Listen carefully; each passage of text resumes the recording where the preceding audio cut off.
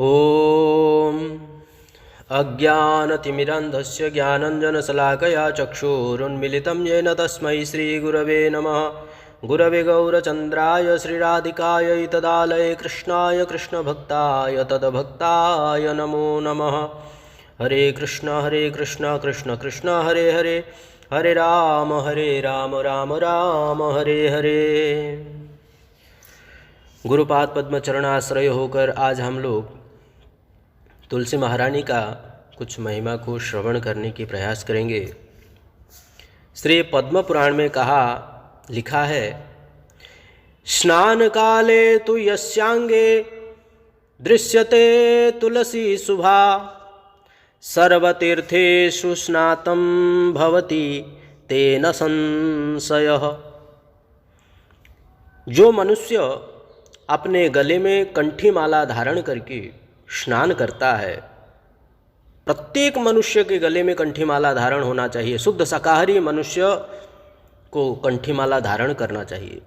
और ऐसे मनुष्य जब स्नान करता है तो कहते हैं सर्व तीर्थेषु स्नातम, सभी तीर्थों में स्नान करने वाले को जो फल प्राप्ति होती है वो कंठी माला धारण करके वो कहीं भी रहे, जब स्नान करता है वो समस्त फल उसको प्राप्त हो जाता है अति सहजी। भवति तेन संशय, सभी तीर्थों का जो फल प्राप्ति होती है, सभी तीर्थों का जो फल प्राप्ति होती है, सर्व तीर्थेषु स्नातम भवति, सभी तीर्थों में जो स्नान करने का फल प्राप्ति होती है वह समस्त फल कंठी माला धारण करने वाले को प्राप्त हो जाता है। स्नान समय में स्नान करने मात्र से सभी तीर्थों का स्नान उसका हो जाता है उसी समय। और कह रहे हैं यहाँ पर वेद में कह रहे हैं, सिकते सिकते तु लभते, सिकते सिकते तु लभते बाजमेदी फलम मुने, सिकते सिकते तु लभते बाजमेदी फलम मुने। भगवान श्री कृष्ण को भोग लगाने के समय जब तुलसी अर्पण करके भोग लगा देते हैं हम लोग, और उस भगवत प्रसाद को और लेकर साधु गुरु वैष्णव को भोग लगाते हैं, और उस महाप्रसाद को जब हम लोग ग्रहण करते हैं, जिसके गले में कंठी माला है और उस प्रसाद को ग्रहण करता है, तो क्या कहते हैं, सिकते सिकते तु लभते। सिकते सिकते अर्थात भोजन करते करते उसको ऐसा फल प्राप्ति होती है मानो कि जो अश्वमेध यज्ञ करने से जो फल प्राप्ति होती है वह अन्न का एक एक कण में अश्वमेध यज्ञ का फल प्राप्ति होती है। उस प्रसाद को ग्रहण करने से एक एक कण में अश्वमेध यज्ञ का फल प्राप्ति होती है। बाजमेधी अर्थात यश्वमेध यज्ञ फलम मुने, यश्वमेध यज्ञ का फल प्राप्ति होती है उसको एक एक कण में। तुलसी का शोभा बहुत शोभनीय है। अन्नोहम अन्न दस्तम, अन्न में तुलसी डालकर ही भोग लगाना चाहिए, तब भगवान उसे स्वीकार करते हैं, वेद में कहा है। और पुराण में वर्णन है, लिखा है कि शरीरम दह्यते येषां तुलसी काष्ठवह्निना, न तेषां पुनर्वृत्ति विष्णुलोकात् कथंचने। अर्थात अंतिम संस्कार के समय, अंतिम संस्कार काल में, जिस समय अंतिम संस्कार किया जाता है किसी मनुष्य का, तब उस समय यदि उस अंतिम संस्कार में यदि तुलसी की काठ से किया जाता है, तुलसी की काठ चढ़ाया जाता है उसके ऊपर, तब कहते हैं तेषाम पुनर्न वृत्ति, उसका पुनर्जन्म नहीं होता। विष्णु लोकम कथंचने, विष्णु लोकात कथंचने, विष्णु लोक को वो जाता है, विष्णु लोक से वो वापस नहीं आता। इसलिए तुलसी काठ निरंतर धारण करना चाहिए, और तुलसी काठ को सब प्रसाद में, भगवत प्रसाद में तुलसी काठ से बना हुआ माला से जप करना चाहिए। तुलसी काठ का महिमा अत्यंत महिमा है, बहुत सुंदर महिमा है। और कह रहे हैं कि तुलसी दर्शन करने से क्या होता है, वेद में कहते हैं दृष्टा नखिलांग संग समनी, अर्थात तुलसी का दर्शन मात्र से संघ समनी, स अंघ स संग अघ समनी, अर्थात अघ मतलब पाप। बोलते हैं तुलसी दर्शन करने मात्र से हमारा जीवन का समस्त पाप नाश हो जाती है। समस्त पाप, तुलसी महारानी में इतना सामर्थ्य है कि उनका दर्शन मात्र से ही मनुष्य का समस्त पाप उसी समय भस्म हो जाता है, नाश हो जाता है। जिस समय जिस प्रकार सूर्य उदय होने से अंधकार दूर हो जाती है, अखंड अग्नि में आहुति देने से लकड़ियों को जलाकर, आहुतियों को जलाकर भस्म कर देता है अग्नि देवता, ऐसे ही तुलसी महारानी का दर्शन मात्र से ही संग शमनी, अघ को नष्ट कर देता है, अर्थात पाप नाश हो जाता है। और तो और तुलसी स्पर्श मात्र से मनुष्य को पवित्र कर देता है। स्पृष्टा वपुष्पावनी, स्पृष्टा वपुष्पावनी, स्पृष्टा स्पर्श करने मात्र से वपुष्पावनी पवित्र कर देती है। तुलसी जी को स्पर्श करने से पवित्र कर देती है। यदि तुलसी कोई गले में कंठी धारण करेगा और तुलसी का माला में कोई यदि जप करेगा तो उसका क्या होगा, क्या नहीं होगा। तो उसका पास यमराज भी आने में डरता है, यमराज नहीं आ सकता उसके पास। तो इसलिए तुलसी धारण करने वाले को डरने की आवश्यकता नहीं, उसका जिम्मेदारी भगवान श्री कृष्ण ही है। क्योंकि तुलसी धारण करने वाला व्यक्ति वो भगवान का पालतू कुत्ता है। कुत्ता दो प्रकार के होते हैं, कुत्ते दो प्रकार के होते हैं, एक पालतू और एक फालतू। जिसके गले में पट्टा नहीं है, अर्थात कंठी माला नहीं है, पट्टा नहीं होता है, वो फालतू जो बाहर में घूमते रहते हैं। और जिसके गले में पट्टा होता है तो उसका कोई मालिक होता है। तो इसलिए यदि जिसके गले में पट्टा है वो अपना घर में पाल करके रखता है उस कुत्ता को, और उसको खाना देता है, पीना देता है। उसको अगर कोई पत्थर मार दे तो उसको जा करके चिल्लाता है, उसके साथ लड़ाई करता है, तो मेरा कुत्ता को क्यों मारा। और फालतू कुत्ता को कोई भी मार ले, कुछ भी कर ले, कुछ भी ये कर ले, कोई बोलने वाला नहीं है। तो इस प्रकार मनुष्यों में भी हम लोग दो प्रकार की। तो बोलते हैं कि जिसके गले में कंठी माला धारण किया है वो हमारा कंठी रूपी पट्टा, हम भगवान के पालतू कुत्ता है। और जिसके अंदर में कंठी माला नहीं वो फालतू कुत्ता है। तो इसलिए भगवान का हम लोग पालतू कुत्ता है। अगर हमें कोई कुछ बोलेगा तो फिर भगवान जो है उसको नहीं छोड़ेगा, भगवान उससे लड़ाई कर लेंगे। तो इसलिए कंठी माला सबको धारण करना चाहिए। तो फालतू कुत्ता को कोई भी कुछ भी करेगा तो भगवान बोलते हैं वो तो मेरा भक्त नहीं है, मैं उसको थोड़ी ना पालन करता हूँ, नहीं करता हूँ, तो उसको कुछ नहीं बोलेंगे। भगवान कहते हैं ये यथा माम प्रपद्यन्ते तां तथैव भजाम्यहम्, जो मेरा जैसे भजन करता है मैं उसका वैसा ही भजन करता हूँ। तो इसलिए हम अगर गले में कंठी माला धारण करते हैं और हाथ में जपमाला लेकर के भजन करते हैं, तुलसी की माला लेकर के जप करते हैं, तो हम भगवान का बन गए हैं।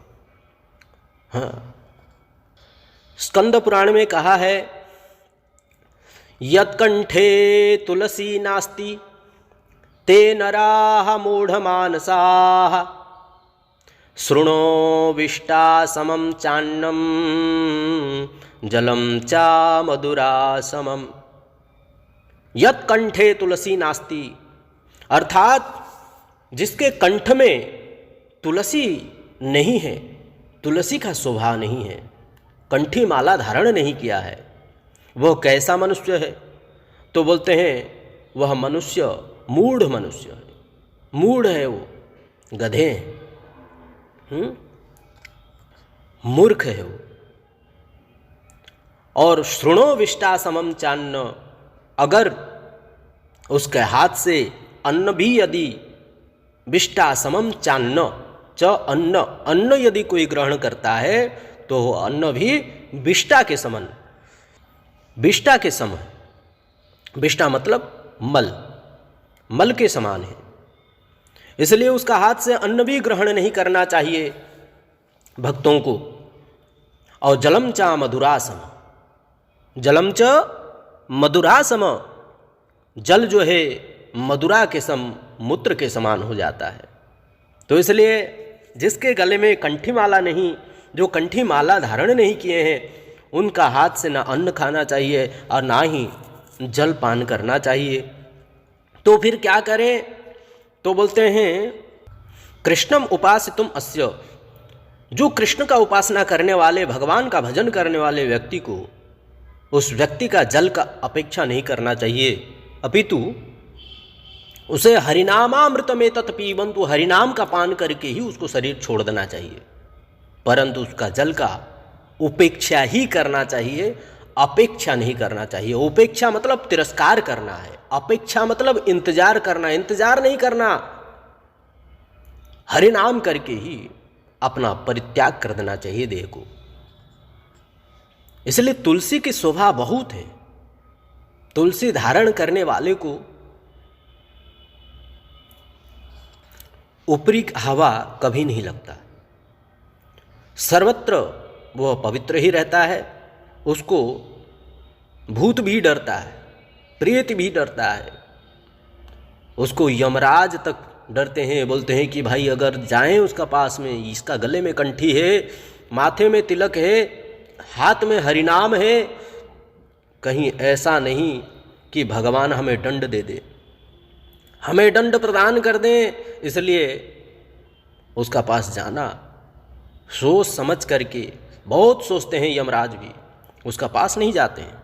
तुलसी धारण करने वाले, कंठी धारण करने वाले का, कंठी धारण करने वाला व्यक्ति के पास, तिलक धारण करने वाला व्यक्ति के पास, और जिसका हाथ में जपमाला और जिसका मुख में भगवान का नाम है, हरे कृष्ण कृष्ण कृष्ण हरे हरे, हरे राम राम राम हरे हरे, इस प्रकार का मंत्र का कोई जप करता रहता है, और जिसके हाथ में माला और जिसके गले में कंठी और माथे में तिलक है, उसका पास यमराज नहीं जाते, कदापि नहीं जाते, क्योंकि यमराज को ही दंड प्रदान हो जाता है। तो इसलिए डरने की आवश्यकता नहीं तुलसी धारण करने वाले को, भगवान का नाम लेने वाले को, जो भगवान का तिलक धारण किए हैं, उन्हें डरने की आवश्यकता नहीं है। उनका पास यमराज नहीं आ सकते हैं, उनका पास मृत्यु नहीं आ सकता। भले ही वो शरीर छोड़ करके उसका कर्म का अनुसार में वो दूसरे शरीर को, अर्थात किसी ब्राह्मण घर में जन्म होगा, किसी वैष्णव घर में जन्म होगा, फिर भजन करके भगवत प्राप्ति हो जाएगा। और यदि कोई सिद्ध है तो वो डायरेक्ट भगवत प्राप्ति, यद गत्वा न निवर्तन्ते तद्धाम परमम मम, उसका आवागमन बंद हो जाता है। फिर नित्य सखी सहचरी के रूप में भगवान का नित्य धाम में सेवा करते रहते हैं। आराध्य भगवान ब्रजस्तनयम तद्धाम वृंदावनम, रम्या काचिदुपासना ब्रजवधू वर्गेण या कल्पिता। कल्पित रूप से जो भजन करते हैं उनको फिर आवागमन नहीं होता है, वो भगवान का पास जाते हैं और नित्य निरंतर भगवान का सेवा करते हैं। वही शुद्ध विशुद्ध जीव है, नित्य सिद्ध जीव है। वृंदा देवी हमारे अपराधों को नाश करने वाले, हमारे पापों को नाश करने वाले, और क्या प्रदान करते हैं? बोलते हैं कृष्ण भक्ति प्रदान करने वाली है। वृंदा देवी हमें कृष्ण भक्ति प्रदान करने वाली। तो कैसे? तो बोलते हैं वृंदायै तुलसी देव्यै प्रियायै केशवस्य च कृष्ण भक्ति प्रदे देवी सत्यवत्यै नमो नमः। वृंदायै तुलसी देव्यै, हे वृंदा देवी, हे तुलसी देवी, वृंदायै तुलसी देव्यै प्रियायै केशवस्य च, आप अत्यंत प्रिय है केशव का, केशव का अत्यंत प्रिया है आप।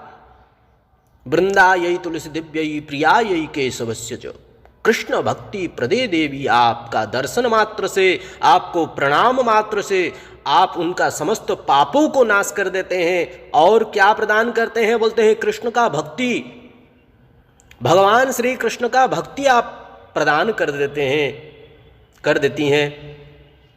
कृष्ण भक्ति प्रदे देवी सत्यवत्यै नमो नमः।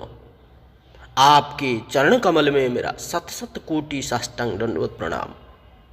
हे वृंदे, भक्त्या विहीने अपराध लक्षै क्षिप्तस्य कामादितरंग मध्यै कृपामयी त्वं शरणं प्रपन्ना वृंदे नमस्ते चरणारविंदम। वृंदा महारानी को प्रणाम, वृंदा महारानी की दर्शन, वृंदा महारानी की स्नान, अर्थात वृंदा महारानी तुलसी देवी को जब जल चढ़ाते हैं या तुलसी महारानी को प्रणाम करते हैं या उनका दर्शन करते हैं, उनका परिक्रमा लगाते हैं या उनका रज अपना मस्तक में धारण करते हैं, उनका आरती उतारते हैं, उनके पत्ते को चयन करके भगवान श्री कृष्ण के चरण कमल में अर्पण करते हैं, उनके भोगों में अर्पण करते हैं, तो बोलते हैं ऐसा जीव परम भक्ति को प्राप्त करता है, शुद्ध भक्ति को प्राप्त करता है और उसका यमलोक दर्शन संपूर्ण रूप से समाप्त हो जाता है, यमलोक से मुक्त हो जाता है। जन्म मृत्यु आदि चक्र से मुक्त होकर वह नित्य सिद्ध बनकर भगवान श्री कृष्ण का चरण कमलों में वृंदा देवी लेकर उनका सेवा प्रदान कर देती है। इतनी महिमा है तुलसी महारानी, क्योंकि तुलसी महारानी साक्षात भक्ति देवी स्वरूपिणी है। इसलिए समस्त प्राणी, समस्त मनुष्य, जितने भी मनुष्य मात्रैक शुद्ध साकार होकर भोजन, शुद्ध शाकाहार भोजन करने वाले को तुलसी धारण करना चाहिए। तुलसी धारण करके जो मांस भक्षण करते हैं वो नरकगामी हो जाते हैं, तुलसी महारानी के चरण कमल में अपराध करते हैं। तुलसी धारण करके अनाप शनाप भक्षण नहीं करना चाहिए और शुद्ध शाकाहार होकर के ही, शाकाहार होकर के वैष्णवता बन करके ही तुलसी को धारण करना चाहिए। क्योंकि तुलसी धारण तो सभी कोई करते हैं, सब कोई तुलसी धारण कर सकते हैं शुद्ध शाकाहार होकर, परंतु आचरण नहीं कर सकते हैं। इसलिए गुरु की चरण में रह करके साधन करके भजन करके 4 नियम 10 अपराधों से रहित होकर के तुलसी को धारण करने से इसका महत्व कुछ अलग है, उसके महत्व कुछ और भी है, ऊपर है। लेकिन तुलसी धारण करने वाले भी प्याज खा लेते हैं, लहसुन खा लेते हैं, ऐसा नहीं करना चाहिए। तुलसी धारण करने वाले को शुद्ध शाकाहार होकर के प्रभु का चिंतन, प्रभु का भजन करना चाहिए। हम प्रभु के हैं बोल करके और जो भी कार्य करते हैं यही सोचना है, आमार बोलिते प्रभु किछु नाही यार, तुम ही आमार मात्र पिता बंधु भाई। तो बोलते हैं आप ही हमारा सब कुछ है, आपका कार्यों को ही हम आपका दास बन करके संभाल रहे हैं। इस प्रकार भगवान का दास बन करके सब कार्य करो, जो जहाँ पर जैसे हो वहीं रहो, परंतु गुरु चरणाश्रय होकर तुलसी धारण करके गुरु की अनुगत्य में ही सेवा करो, तब जाकर के भगवान की कृपा प्राप्ति होगी। गुरु रुष्टे हरि रुष्टे गुरुस्त्राता गुरु रुष्टे न कश्चन। भगवान यदि हमसे रूठ जाएंगे तो गुरु मना लेंगे, परंतु गुरु यदि रूठ जाएंगे तो भगवान नहीं मना सकते। इसलिए गुरु की अनुगत्य होकर उनसे माला लेना चाहिए, गुरु की अनुगत्य होकर उनसे कंठी माला लेकर के पहनना चाहिए। जो भी हमारे बड़े बड़े वैष्णव है, बड़े बड़े आचार्य सब है हमारे मठों में, गौड़ीय वैष्णव में,